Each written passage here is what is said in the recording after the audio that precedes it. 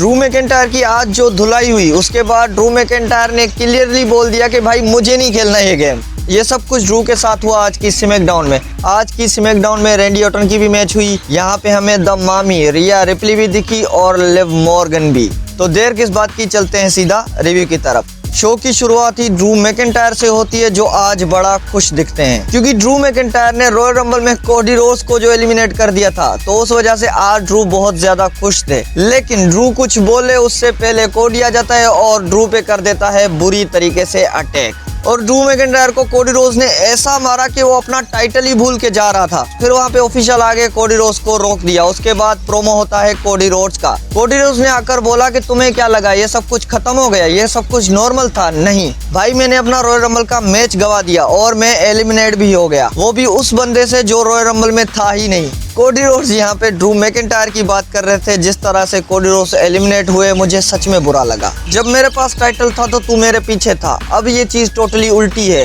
अब तुम्हारे पास टाइटल है और मैं तुम्हारे पीछे हूँ और मैं मेक श्योर करूंगा कि रेसलमेनिया तक तू ना पहुँच पाए। भाई साहब, कोडी की एग्रेशन और ये प्रोमो सुनने के बाद मुझे सच में लगा कि कोडी ड्रू मैकिंटायर को नहीं छोड़ने वाला। उसके बाद कोडी रोड्स बैक स्टेज में दिखे जनरल मैनेजर के साथ। जनरल मैनेजर उनको बोलते हैं कि मुझे पता है तू ड्रू मैकिंटायर को मारना चाहता है, मुझे ये भी पता है कि तू अपना टाइटल वापस लेना चाहता है, लेकिन उसका भी एक रास्ता है और वो रास्ता है एलिमिनेशन चेम्बर। नेक्स्ट वीक तुम्हारी क्वालिफाइंग मैच होगी, उसमें क्वालिफाइंग करो, एलिमिनेशन चेम्बर में जीतो, फिर लड़ो ड्रू मैकिंटायर से। और ये बात सुनकर कोडी रोड्स वहाँ पे चुप होकर चले गए। उसके बाद अगेन ड्रू रिंग में एंट्री करते हैं, स्टाइल मारते हैं, खुश होकर कुछ बोल नहीं वाले थे, तभी वहाँ पे आ जाता है जेका फाटू। और जिस तरह से कोडी रोड्स ने अटैक किया सेम उसी तरह से जेका फाटू ने भी अटैक किया ड्रू मैकिंटायर के ऊपर। तभी वहाँ पे भी पूरे ऑफिशियल आ गए जेका फाटू को रोकने। फिर वही सेम सीन जो कोडी रोड्स के साथ हुआ वो जेका फाटू के साथ होता है। जनरल मैनेजर जेका फाटू को बोलते हैं कि भाई रुक जा, नेक्स्ट वीक तुम्हारा भी क्वालिफाइंग मैच है, उसमें क्वालिफाई करो, एलिमिनेशन चेम्बर का मैच जीतो, फिर लड़ो ड्रू मैकिंटायर से। फिर वहाँ पे भी चुपचाप जेका फाटू निकल जाते हैं। अब मैं ये सोच रहा हूँ कि जो जेका फाटू, कोडी रोड्स और सेमी ज़ेन की मैच होने वाली है उसमें से जीतेगा कौन, कोडी रोड्स या जेका फाटू? और मुझे लगा था कि जेका फाटू को ऐसे डायरेक्ट मैच मिल जाएगी टाइटल के लिए, लेकिन नहीं, शायद इसके बाद ही मिले क्योंकि जेका फाटू क्वालिफाइंग तो नहीं करने वाला। जितना मुझे अंदाजा है कोडी रोड्स यहाँ पे क्वालिफाई कर जाएगा।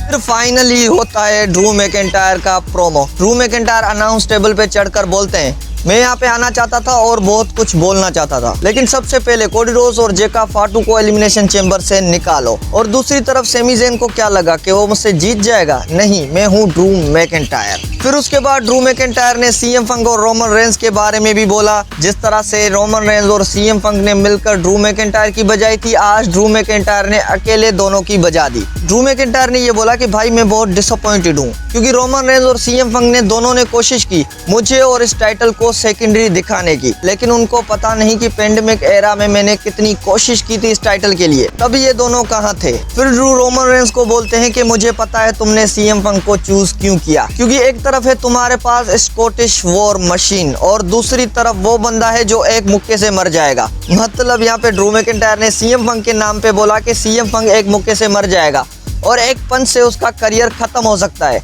तो मुझे पता है कि इसी वजह से रोमन रेंस ने सीएम पंक को सेलेक्ट किया है। और मुझे देखो, मेरे लिए पूरा रोस्टर फाइट कर रहा है और एलिमिनेशन चेम्बर में जाने की और जीतने की कोशिश कर रहा है। और एलिमिनेशन चेम्बर जो जीतेगा वो फेस ऑफ करेगा ड्रू मैकिंटायर को, जो है रियल चैंपियन और real best in the world. भाई जिस तरह रोमन रेंस और सीएम पंक ने ड्रू मैकिंटायर के ऊपर प्रोमो कट किया था, तो उस चीज का ड्रू मैकिंटायर को रिप्लाई तो देना ही था।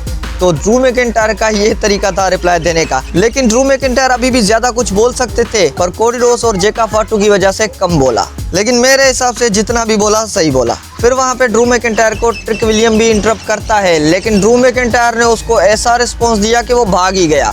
मतलब ड्रू मैकिंटायर ने ट्रिक विलियम को लिटरली बच्चों की तरह ट्रीट करके चले गए।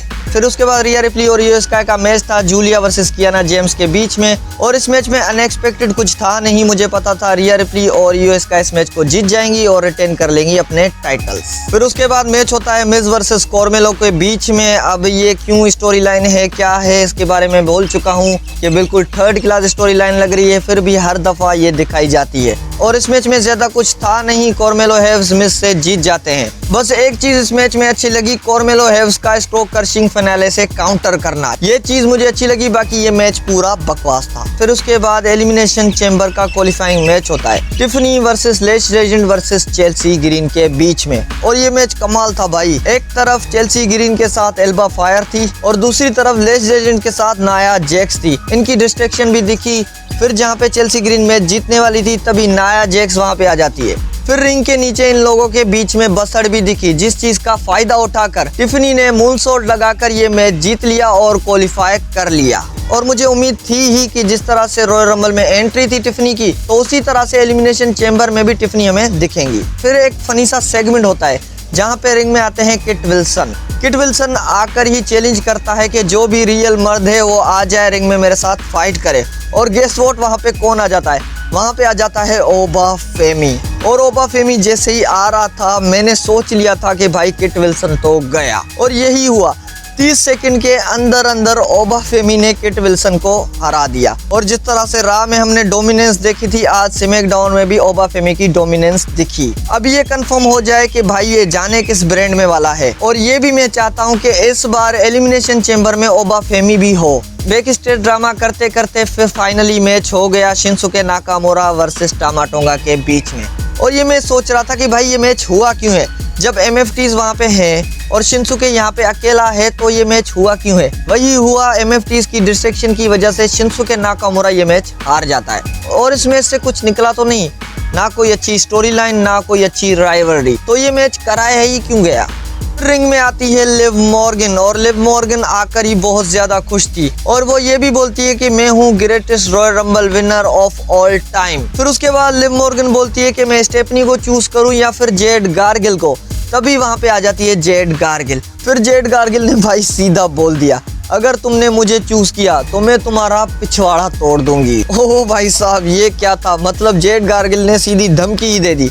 उसके बाद वहाँ पे जॉर्डन ग्रेस भी आ जाती है। जॉर्डन ग्रेस वहाँ पे बोलती है कि तेरे चैलेंज करने से पहले ये टाइटल मैं ही जीत जाऊं, फिर तू मुझे फेस करना। फिर लिव मॉर्गन कुछ बोल ही रही थी, तभी जॉर्डन ग्रेस और जेड गार्गिल ने दोनों ने शट अप बोला और एक ही टाइम पर बोला, जो देखने में काफी ज्यादा अच्छा था। उसके बाद जनरल मैनेजर इनकी मैच सेट कर देता है टैग टीम मैच। और जब ये टैग टीम मैच सेट हुआ तो मैं परेशान था कि भाई जॉर्डन ग्रेस और जेड गार्गिल आपस में काम कैसे करेंगी? ये एक दूसरे की दुश्मन है, एक मैच में कैसे काम कर सकती है?